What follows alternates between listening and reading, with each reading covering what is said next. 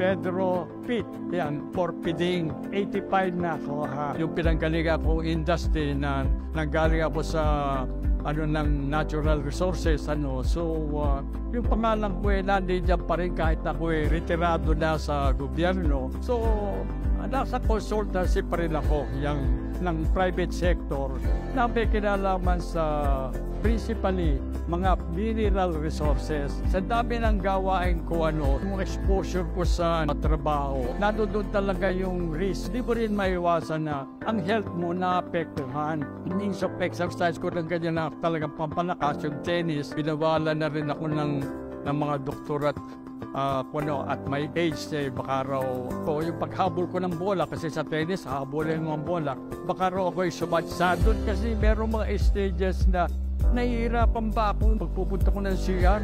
Minsan katagal ko nang nakaupo, ala pa yun lumalabas yung purpose ng pag-upo ko doon sa CR na yan. Siguro nga yung kulang yung epekto ng digestive system ko kasi may edad can you imagine? 85 ka na, siguro yung function ng mga intestine or whatever, hindi rin tatrabaho ng gusto, regular check-up. Now, lahat yung total, meron din mga findings dyan na, sa akin, would you imagine, yung hemoglobin lang ang diferensya ko. Pinigyan ako nung, meron yung tinitimpla, pinainom ako, susponder, iba na lagi, feeling ko, sabi ko, siguro ito yung epekto ng pag-inom ko noon, talagang ang dami. Kumisan ako'y natutuwa nung gano'n at pagpa-plus ko ng talagang I feel so nakarecover. Parang talagang bumabata ako. Yan ang akin nagiging feeling. Yung JC na yan ay hindi ko rin mahalis sa isip ko kasi parang ito yung nagbo-void ng aking spirit. Para bumata ka. Yung halimbawa, inumin mo,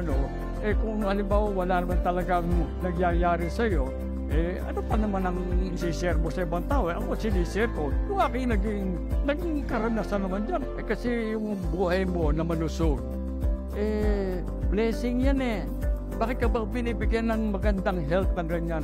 I-share mo yung kalusugan mo na yan. May matutulong sa ibang tao sa magitan ng healthy condition mo. Gawin mo, yung mga ganun.